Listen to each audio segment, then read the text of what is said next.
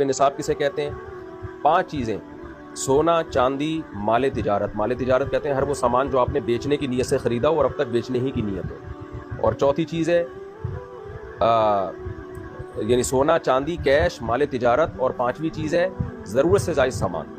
ضرورت سے زائد سامان اسے کہتے ہیں جو پورے سال استعمال میں نہ ہو، جیسے کوئی پلاٹ پڑا ہوا ہے آپ کے پاس، نہ کرائے پر ہے نہ آپ اس میں رہ رہے ہیں، یہ بھی ضرورت سے زائد ہے۔ کوئی گھر آپ نے بنایا ہوا ہے، نہ کرائے پہ دیا ہوا ہے نہ اس میں آپ رہتے ہیں، تو یہ بھی ضرورت سے زائد ہے۔ کوئی گاڑی آپ کے پاس ہے، پورے سال استعمال ہی نہیں ہوتی وہ بھی ضرورت سے زائد ہے۔ ڈنر سیٹ گھر میں پڑے ہوئے ہیں، شوکیس میں سجا کے رکھے ہیں، پورے سال استعمال ہی نہیں ہوئے، وہ بھی ضرورت سے زائد ہے۔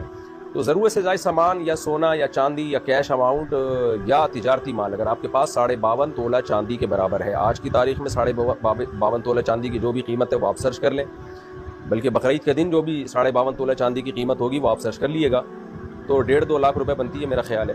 تو جس کے پاس اتنا اماؤنٹ موجود ہو، اس اماؤنٹ میں سے وہ قرضے بھی نکالے، مائنس کرے، اور جو ضروری خرچے ہیں جیسے گھر کا راشن آئے گا وہ ضروری ہے، گیس بجلی کا بل یہ ضروری ہے، تو یہ ضروری خرچے مائنس کر کے اگر کسی کے پاس 52.5 تولہ چاندی کے برابر رقم بنتی ہے تو اس پر قربانی لازم ہے۔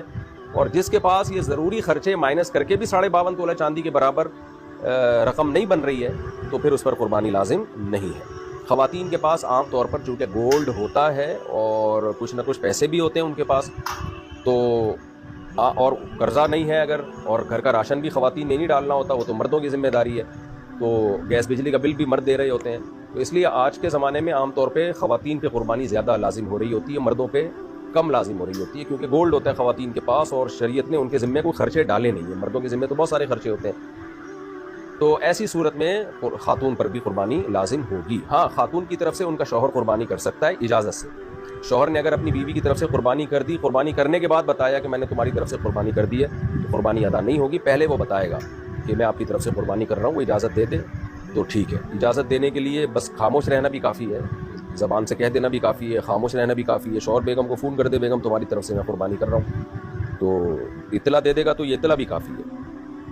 یہ تو ہو گیا جی مختصراً قربانی کے لازم ہونے کا مسئلہ۔